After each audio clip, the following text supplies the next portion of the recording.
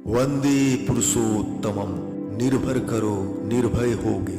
किशोरी मोहनदास पावना के पार्श्ववर्ती गांव प्रतापपुर के निवासी थे। वे कंपाउंडरी विद्या सीखकर अपने घर में प्रैक्टिस करते थे। यौवन में अपने दोस्तों के साथ अनियंत्रित एवं अशिष्ट आचरण के कारण ग्रामवासियों में बहुत बदनाम हो गए थे। सब कुछ जानने के बाद भी श्री ठाकुर किशोरी दा के साथ मिलते थे और उनको प्यार से डॉक्टर कहकर संबोधन करते थे। ग्रामवासियों के लिए श्री ठाकुर एक आदर्श, चरित्रवान, सेवापरायण व्यक्ति के रूप में पहचाने जाते थे, जिसके कारण लोग श्री ठाकुर का किशोरी दा से मेल जोल पसंद नहीं करते थे। लेकिन उनमें बहुत अच्छा गुण भी था, वे बहुत अच्छा कीर्तन भी करते थे। भगवान का दर्शन के लिए किशोरी दा का मन बहुत व्याकुल हो गया। मौका देखकर श्री ठाकुर तत्कालिक साधक ठाकुर हरनाथ का संग करने के लिए किशोरी दा को प्रायः भेजा करते थे। उनके संग लाभ से आकृष्ट होकर किशोरी दा दीक्षा लेने की इच्छा व्यक्त किए। ठाकुर हरनाथ बोले, जो युक्ति परामर्श देकर तुमको यहाँ भेजे हैं वे ही तुम्हारे गुरु हैं, वे ही सदगुरु पुरुषोत्तम हैं। उनका संग करने का समय हो गया है।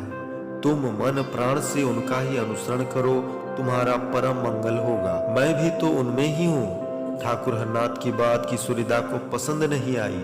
वे सोचने लगे कि दीक्षा का अनुपयुक्त पात्र होने के कारण ही ठाकुर हरनाथ उनको ऐसी सलाह दिए हैं। एक दिन घोर अंधेरी रात में किशोरी मोहन निर्जन शमशान में ध्यानमग्न होकर आकुल भाव से भगवान का दर्शन पाने की प्रार्थना करते हुए कह रहे थे, हे दयाल, आप कहाँ हैं? एक बार दर्शन दीजिए, अभागे की तपस्या सफल हो जाएगी। ठीक उसी समय श्री ठाकुर का स्वर डॉक्टर डॉक्टर सुनाई दिया।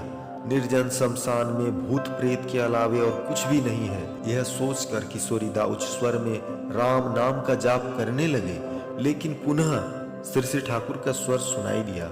वे कह रहे थे, मैं कोई भूत नहीं हूँ, मैं अनुकूल हूँ। तब कुछ साहस पाकर किशोरी दा ने पूछा, तुम यदि अनुकूल हो तब असमय इस शमशान में क्यों आए हो? श्री ठाकुर ने कहा, तुम्हारे लिए यहाँ पर आया हूँ, चलो घर चलते हैं। उस घोर अंधेरे में श्री ठाकुर किशोरी दा का हाथ पकड़कर आगे आगे चल रहे थे। किशोरी दा का संदेह उस समय तक दूर नहीं हुआ था। वे सुने थे कि भूत प्रेत का पैर जमीन में नहीं रहता है। यह देखने के लिए वे अपने सहयात्री के पैर की तरफ ध्यान से देखे।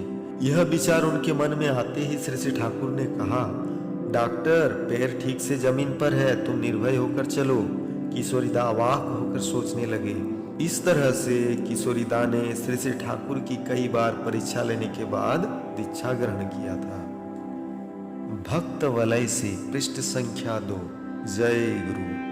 परम प्रेममय श्री ठाकुर अनुकूल चंद्र जी से संबंधित घटनाओं को सुनने के लिए इस चैनल को सब्सक्राइब करें और बेल आइकन को प्रेस करें। जय गुरु।